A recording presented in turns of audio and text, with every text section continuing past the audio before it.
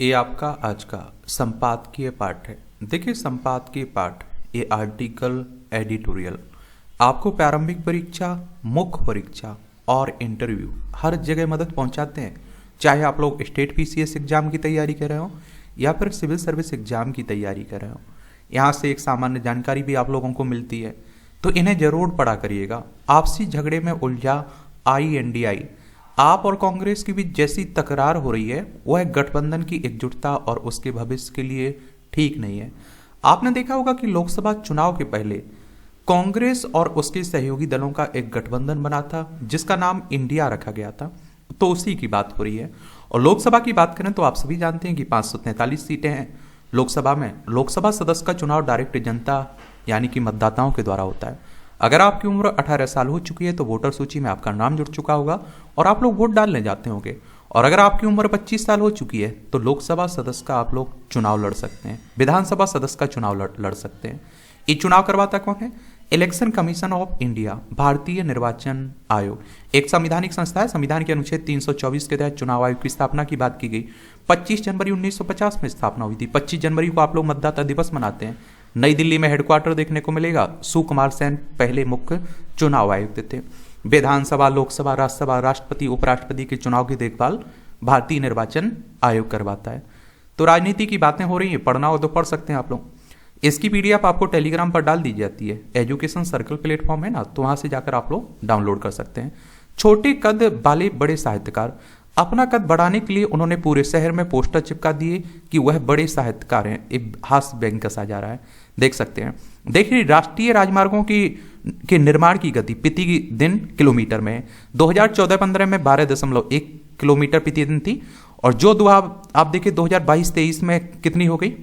22-23 में 28.3 किलोमीटर प्रति दिन हो गई। और 2023-24 में 33.8 आप देखते हैं कि कितनी प्रति दिन किलोमीटर हो गई है। और ये आप देखिए सड़क परिवहन और राजमार्ग मंत्रालय ने आंकड़े दिए हुए हैं। तो सड़क परिवहन मंत्री नितिन गडकरी को साहब को तो आप जानते ही होंगे, जिनकी हर कोई तारीफ करता है। और जो रोड सही हो रहे हैं ना, उसका श्रेय उन्हीं को जाता है।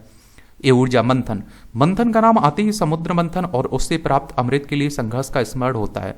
महाकुंभ जिसका परिणाम है, किंतु रत्नों की प्राप्ति सहज नहीं है, अमृत की तो कदापि नहीं है। सागर सादृश्य हमारा मानस अनुपम रत्नों का भंडार है, जिसमें आसुरी एवं देवी प्रवृत्तियों का मंथन चलता रहता है। अमृत की प्राप्ति तभी होती है जब इंद्रिय निग्रह एवं अंतर्मुखी साधना के प्रतीक कश्यप की पीठ जैसी मजबूत आप देखते हैं कि क्या आधार हो। फिर दृढ़ संकल्प के प्रतीक मदरांचल जैसी मथानी से इस मानसरोवर का मंथन किया जाए, तब लोक मंगलकारी अमृत तुल्य 14 नहीं असंख्य रत्नों का प्रकट होता है। किंतु पहले इससे बनकर हलाहल पीने के लिए तैयार रहना पड़ता है। मंथन का अर्थ है मथना, और इसमें संघर्ष का भाव ध्वनित होता है। यह भाव सृष्टि के कण कण में व्याप्त है, इसलिए प्रत्येक जीव हर पल संघर्ष करता दिखाई देता है। किंतु मंथन में संघर्ष का उद्देश्य मांगलिक होता है। दही के मंथन से नवनीत की प्राप्ति इसका उदाहरण है। आपने देखा होगा जो दही रहता है ना, उसे मथते हैं ना तो मक्खन निकलता है उसमें। और आप देखते हैं कि इसमें आप देखिए ज्ञान प्राप्ति का आधार भी मानस का मंथन है, और जिससे गुरु अपने शिष्य को ज्ञानामृत का पान कराता है। इसलिए संपूर्ण आध्यात्मिक और लौकिक ज्ञान राशि मानस के मंथन का परिणाम है। जन कल्याणार्थ वैज्ञानिक प्रगति का परिदृश्य भी विज्ञानियों की बुद्धि के मंथन का प्रतिफल है। मंथन एक तपश्चर्या है और जिसके लिए लोकोपकारणी बौद्धिक संचेतना जरूरी है। स्वार्थ के लय हो जाने से जीव की अंत से चेतना का सामान्यीकरण हो जाता है, और जिससे सांसारिक भेद बुद्धि समाप्त हो जाती है। और तब दृढ़ संकल्प होकर मानस में सर्वे भवंतु सुखिन का भाव जागृत होता है, और फिर हृदय में घृणा नहीं प्यार का स्पंदन होता है। मंथन से हलाहल नहीं अमृत वर्षण होता है। भातत्व समरसता की यही अमृत वर्षा महाकुंभ का उद्देश्य है। मंथन की सार्थकता भी इसी में है। अच्छा कॉलम लिखा जाता है, आप लोग भी सीखा करिएगा, पढ़ा करिएगा, समझा करिएगा। सरकारी निर्माण। तो कन्नौज में अमृत भारत स्टेशन योजना के तहत निर्माणाधीन रेलवे स्टेशन का एक हिस्सा ढह जाने से कोई बड़ी जनहानि ना होना राहतकारी है। यह सौभाग्य की बात रही कि रेलवे स्टेशन के ढहे हिस्से में दबे अधिकांश मजदूरों को निकाल लिया गया।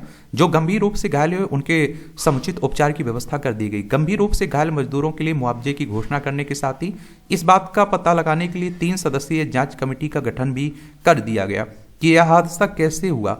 आशा की जानी चाहिए कि यह समिति हादसे के मूल कारणों का पता लगाने में समर्थ रहने के साथ ऐसे उपाय भी सुझाएगी जिससे भविष्य में इस तरह की दुर्घटनाएं ना हो सके। इस समिति को इस बिंदु पर ध्यान देना चाहिए कि दुर्घटना का कारण कहीं सुरक्षा उपाय की अनदेखी तो नहीं थी, और इसके अतिरिक्त उसे यह भी अवश्य देखना होगा कि कहीं निर्माण कार्य की गुणवत्ता से समझौता तो नहीं किया गया था। और इस पहलू पर विशेष रूप से ध्यान देना इसलिए आवश्यक है क्योंकि अमृत भारत स्टेशन योजना के तहत देश भर में 1200 से अधिक रेलवे स्टेशनों को उन्नत किया जा रहा है ताकि रेल यात्रियों को समुचित सुविधाएं मिल सके। और इसकी अनदेखी नहीं की जानी चाहिए कि अपने देश में सरकारी योजनाओं के तहत होने वाले निर्माण कार्यों की गुणवत्ता का वैसा ध्यान नहीं रखा जा रहा जैसा अपेक्षित ही नहीं अनिवार्य है। इसी कारण सड़क, पुल आदि के निर्माण कार्यों की गुणवत्ता को लेकर रह रहकर सवाल उठते रहते हैं। यह किसी से छिपा नहीं है कि कुछ समय पहले दिल्ली में इंदिरा गांधी अंतर्राष्ट्रीय हवाई अड्डे की छत गिर गई थी और इस हादसे में एक व्यक्ति की मौत भी हो गई थी, और इसके कुछ दिनों बाद राजकोट हवाई अड्डे की भी छत ढह गई थी। कुछ इसी तरह की घटना जबलपुर हवाई अड्डे में हुई थी, और इससे सभी परिचित ही होंगे कि बिहार में किस तरह पुल गिरने के समाचार आते रहते हैं। तथ्य यह है कि राष्ट्रीय राजमार्गों के निर्माण में गुणवत्ता की कमी को लेकर कई बार सवाल उठ चुके हैं। ऐसे सवाल यही रेखांकित करते हैं कि सरकारी योजनाओं के निर्माण को लेकर जो मानक तय किए गए हैं उनकी अनदेखी हो रही है। एक ऐसे समय जब विकसित भारत के लक्ष्य को ध्यान में रखकर बुनियादी ढांचे के निर्माण पर विशेष ध्यान दिया जा रहा है और इसके चलते देश में बड़े पैमाने पर निर्माण कार्य हो रहे हैं, तब यह सुनिश्चित किया जाना चाहिए कि उनकी गुणवत्ता से कोई समझौता ना हो पाए। और इसके लिए केंद्र सरकार के साथ राज्य सरकारों को भी अतिरिक्त सतर्कता बरतनी होगी कि भ्रष्टाचार ना हो पाए, क्वालिटी में कोई कमी ना रहे। ये हमारा प्यारा भारत है। ये उत्तर प्रदेश आपको देखने को मिलेगा, लखनऊ इसकी राजधानी है। अंतर्राष्ट्रीय सीमा इसकी नेपाल से लगती राज्यों में बिहार, झारखंड, छत्तीसगढ़, मध्य प्रदेश, राजस्थान, हरियाणा, हिमाचल प्रदेश, उत्तराखंड और दिल्ली से लगती 8 राज्यों से लगती है और एक केंद्र शासित प्रदेश से लगती है। विधानसभा में 403 सीटें हैं, विधान परिषद है जिसमें 100 सीटें हैं, राज्यसभा में 31 सीटें हैं, लोकसभा में 80 सीटें हैं। योगी आदित्यनाथ यहाँ के चीफ मिनिस्टर हैं। आतंक पर नकेल। लोहरदगा से एक आतंकवादी की गिरफ्तारी चौंकाने वाली है। झारखंड में एटीएस जैसी एजेंसी के रहते ऐसे अपराधी कैसे छिपे रहते हैं, यह चौंकाने वाली बात है। और आप देखते हैं कि इससे पहले अलकायदा मॉड्यूल के मास्टरमाइंड का डॉक्टर इश्तियाक अहमद को भी गिरफ्तार किया गया था। हालांकि दिल्ली पुलिस की स्पेशल सेल ने लोहरदगा के आतंकी शहबाज अंसारी को झारखंड एटीएस के सहयोग से ही पकड़ा है। और आप देखते हैं कि लेकिन राज्य में अलकायदा इंडियन सब कॉन्टिनेंट की मौजूदगी चिंता का विषय है। लोहरदगा, हजारीबाग और रांची में पिछले कई सालों से ये इस्लामिक आतंकी समूह यहाँ मौजूद स्लीपर सेल की मदद से गतिविधि चला रहे हैं। शांति प्रिय माने जाने वाले अपने राज्य में ऐसे दुर्दांत आतंकी समूह कई तरह की गतिविधियों में सक्रिय रहता है। राज्य के कई जिलों में बांग्लादेशी घुसपैठ भी खतरे के स्तर पर पहुंच गया है और इस घुसपैठ को अगर आतंकी समूह का साथ मिल गया तो राज्य और देश दोनों की सुरक्षा खतरे में आ जाएगी। राज्य में कानून लागू करने वाली एजेंसियों को भी अब प्रोएक्टिव रोल में आना होगा।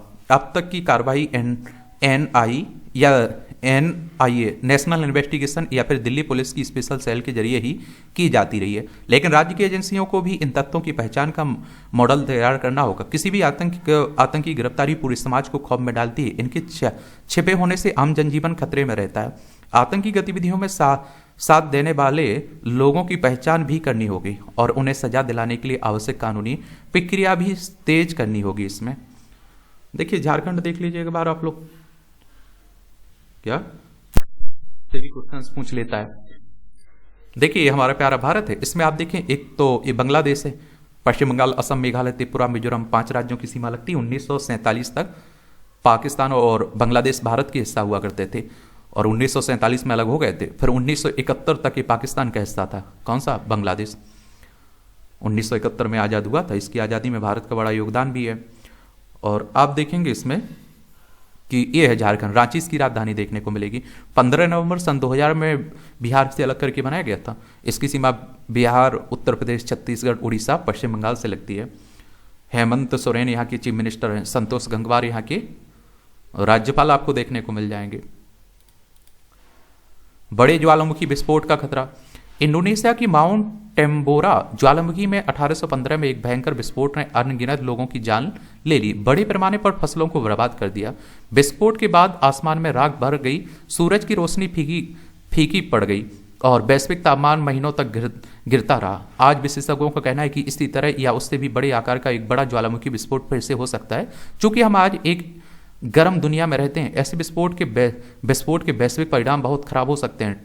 टेम्बोरा विस्फोट के बाद 1816 में जबरदस्त ठंड पड़ी, फसलें सूख गईं, लोग भूखे मर गए और बहुत बड़ी आबादी को संकट का सामना करना पड़ा। ज्वालामुखी विस्फोट का असर भारत पर भी पड़ा। इतिहास में वह क्षण इसलिए उल्लेखनीय है क्योंकि यह दर्शाता है कि एक घटना कितनी दूरगामी हो सकती है। पृथ्वी की आबादी 8 अरब से अधिक हो गई है और जलवायु परिवर्तन ने पृथ्वी को गर्म कर दिया है। जेनेवा विश्वविद्यालय के प्रोफेसर मार्कस स्टाफेल का कहना है कि किसी ज्वालामुखी से होने वाला अगला विशाल विस्फोट जलवायु में अराजकता का कारण बनेगा और हमारे पास ऐसी स्थिति से निपटने के लिए कार्य कोई योजना नहीं है। हाँ, गर्म दुनिया में विनाशकारी घटनाएं अधिक तीव्र हो सकती हैं। बर्फ पिघलने पर अंटार्कटिका की बर्फ की चादरों के नीचे छिपे ज्वालामुखी सक्रिय हो सकते हैं।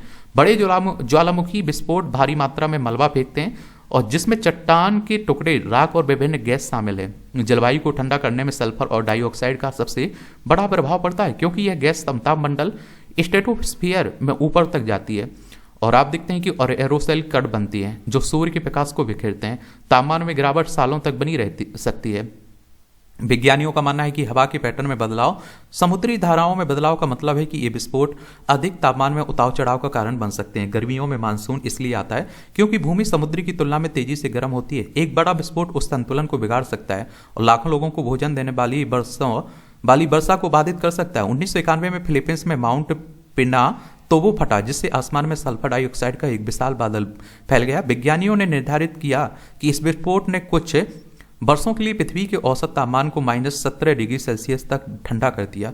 यह विस्फोट टेम्बोरा के पैमाने पर नहीं था, लेकिन इसने दर्शाया कि कैसे अल्पकालिक जलवायु परिवर्तन हो सकते हैं और 1257 में इंडोनेशिया की समालस विस्फोट का भी गहरा प्रभाव पड़ा था। ये आप देखिए। तो आप लोग अगर कहीं इस तरह के टॉपिक पर कहीं कुछ लिख रहे हैं तो इनका उल्लेख आप लोग कर सकते हैं। वहाँ ये टिप्पणियाँ रहती हैं, देखना हुआ कर तो देख सकते हैं आप लोग। ये पांडुलिपि मिशन को मिले जीवन दान। प्रधानमंत्री नरेंद्र मोदी ने गुरुवार को प्रवासी भारतीय दिवस के अवसर पर आयोजित समारोह में बुद्ध और उनके सिद्धांतों के बारे में भी चर्चा की है। उन्होंने कहा कि भगवान बुद्ध ने जो ज्ञान दिया उसे वैश्विक स्तर पर पहुंचाने के लिए अभी बहुत कार्य किया जाना शेष है। लिहाजा प्रधानमंत्री के आह्वान का संज्ञान लेते हुए राष्ट्रीय पांडुलिपि मिशन को फिर से सक्रिय किया जाना चाहिए। इसके लिए सांस्कृतिक मंत्रालय समेत सभी संबंधित विभागों को आगे आकर जिम्मेदारी लेनी चाहिए। चलिए, ये सब आप लोग पढ़ सकते हैं, पढ़ना हुआ करे तो। आज एक तो संडे है ना, तो कम खबरें ही काम के रहते, कम आर्टिकल रहते हैं, आपको देखने को मिलेंगे। एक किताबें हैं, देखना हो तो देख सकते हैं, दिलचस्पी है तो ले सकते हैं। और इस तरह से आप देखेंगे कि ये है आपकी संपादकीय पाठ की कहानी। आप लोग पढ़ते रहिए, एंजॉय करते रहिए। आपका कोई सवाल हो, मेरे लिए सुझाव हो तो आप लोग जरूर बता सकते हैं। ठीक है, धन्यवाद।